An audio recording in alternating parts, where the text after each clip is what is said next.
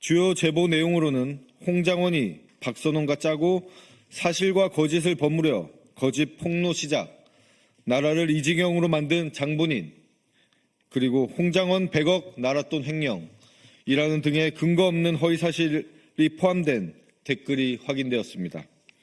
국민소통위원회는 이러한 내란을 옹호하고 근거 없는 비방 댓글에 대해 지속적으로 추적 및 감시와 함께 법적 조치를 진행하겠습니다.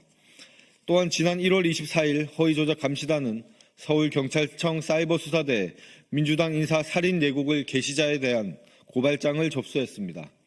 또한 119 법원 폭동 관련 온라인상 살인 및 테러 예고글 게시자에 대한 수사 의뢰서도 함께 접수했습니다.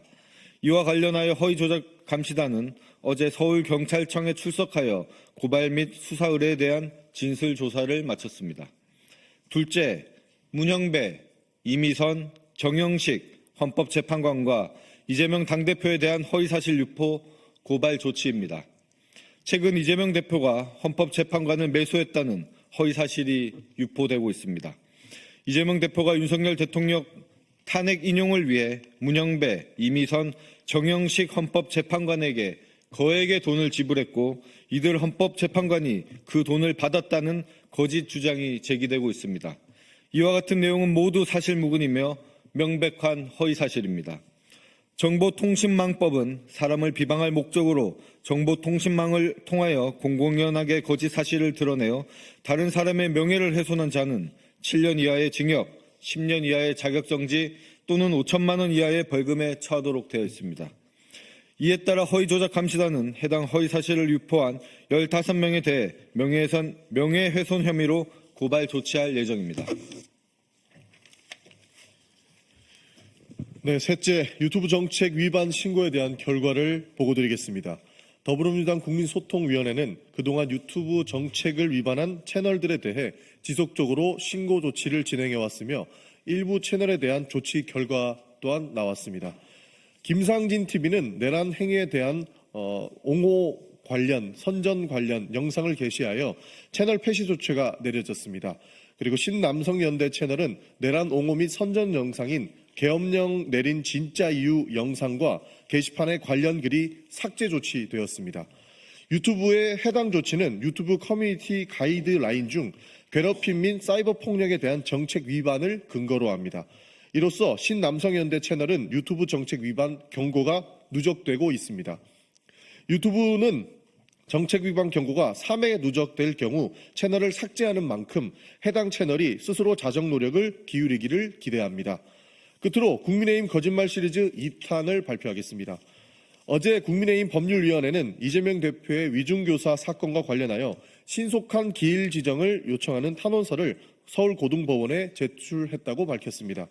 이에 대해 주진우 법률위원장은 이재명 대표가 재판을 의도적으로 지원하고 있다는 주장을 펼쳤습니다. 그러나 이는 명백한 거짓말입니다. 이재명 대표는 윤석열 검찰에 의해 무려 6차례나 기소되었습니다. 그동안 389차례 압수수색을 받았고 107번이나 법원에 출석했습니다. 한 주에 3번씩 법정에 나가며 지금까지 총 800여 시간 이상을 재판에 할애하고 있습니다. 이러한 상황에서 이재명 대표가 재판을 지연하고 있다는 주장은 상식적으로도 맞지 않습니다. 그는 누구보다 성실하게 재판에 임하고 있습니다. 오히려 국민의힘에 되묻고 싶습니다. 국민의힘 소속 나경원, 황교안, 이장우, 이철규 등에 대한 재판은 어떻습니까? 이들의 재판은 무려 5년, 6년이 지나도록 1심조차 끝나지 않고 있습니다. 이쯤 되면 과연 누가 재판을 지연하고 있는지 묻지 않을 수 없습니다. 제 눈에 들보는 보지 못한다는 말이 떠오릅니다. 주진우 법률위원장께서는 성실하게 재판에 임하는 이재명 대표의 재판을 걱정하기보다 국민의힘 소속 인사들이 재판이 신속하게 진행될 수 있도록 모범을 보여주시기를 바라겠습니다. 더불어민주당 국민소통위원회와 허위조작 감시단은 민주파출소를 통해 민주주의를 위협하는 세력에 단호히 대응할 것입니다. 아울러 공정한 여론 환경을 조성을 하기 위해 허위조작 정보 및 가짜뉴스를 제작하거나 배포하는 자들에게 끝까지 책임을 묻겠습니다. 앞으로도 국민과 함께하겠습니다. 감사합니다.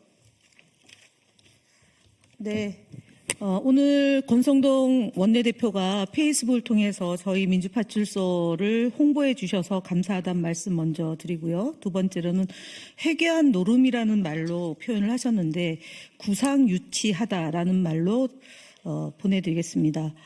정당의 공당의 노력을 폄훼하지 말고 스스로 가짜 뉴스를 근절하고 조작된 정보가 유통되지 않도록 국민의힘도 공당으로서 최소한의 역할을 하시기를 권면드립니다. 그리고 특히 이재명 대표의 통상특별위원회 구성 제안에 대해서 한가한 대비를 운운한다 또는 정부가 잘하고 있는데 야당이 발목 잡는 것을 하지 말라라는 취지의 말씀을 하셨습니다.